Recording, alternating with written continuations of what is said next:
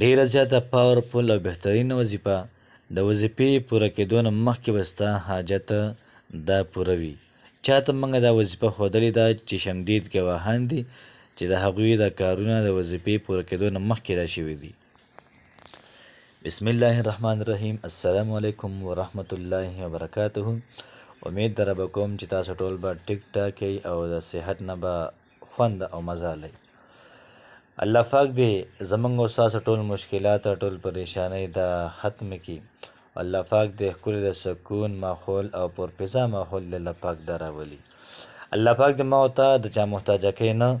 الله پاک دې موږ د خپل اطاعت دا محتاجه کړي. نن چې محترمه کوم وظیفه ده ډېره زیاته بهترینه ده، ډېره زیاته اعلی وظیفه ده. داسې وظیفه ده محترمو چې ستا څه قسم له حاجت وي دا به د وظیفې پوره کېدو نه مخکې به دا پوره شوی وي. تاسو یقین وکئ اکثر خلک رنګونه وکړي چې موږ دا وظیفه لا پوره کړې نه وه، موږ وظیفه نه وه پوره کړې او زموږ حاجات دا پوره شو، زموږ خواهشات دا پوره شو. نو څونه حاجتونه وي، د چا د نوکرۍ حاجت وي، دی ګرځي یو دفتر لځي بل دفتر لځي، یو افسر خوا لځي بل لځي، خو لیکن څوک هم د ده کار نه کوي. د یو سړي ښه وخت دا وي زه دې په فوج کې لاړ شمه، یو ځای ته دی لاړ شي بل ځای ته لاړ شي، د هر دفتر چکر دی ولګوي خو لیکن د ده څوک مني نه څوک اوري.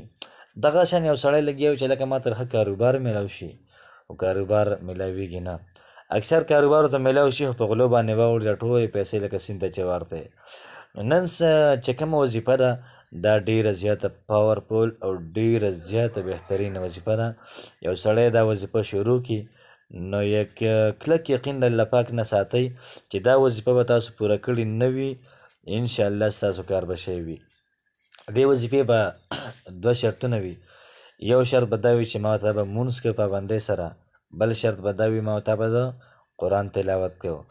راځئ ځو د وظیفې طرف ته. ما ته دا وظیفه به کله کوو نو چې کله ما ته د ماسخوتن ویده کېږو نو دا وظیفه ما ته وکړو. د ماسخوتن ټایم کې ځکه دا وظیفه کول پکار دي ځکه چې په دغه ټایم کې د انسان توجه الله پاک ته ډېره زیاته وي.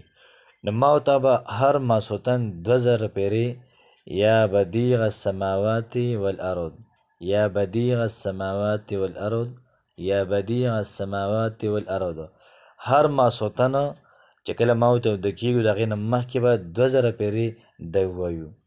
او دا عمل چې کله ما ورته پوره کړو یوه شپه دقه شان په 2مه شپه په 3مه شپه 4مه شپه دا عمل محترمو دا 35 ورځې عمل دی، 35 ورځې عمل دی، 15 ورځې دا عمل دی.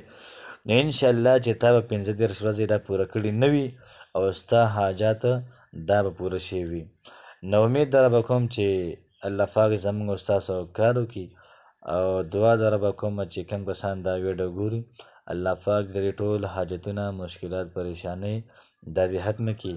او کمنټ کې هم خپل نوم لیکئ ځکه د جمعې په شپه چې موږ کومه خصوصي دوا کوو چې هغه کې ستاسو نوم راشي. السلام علیکم ورحمت الله وبرکاته.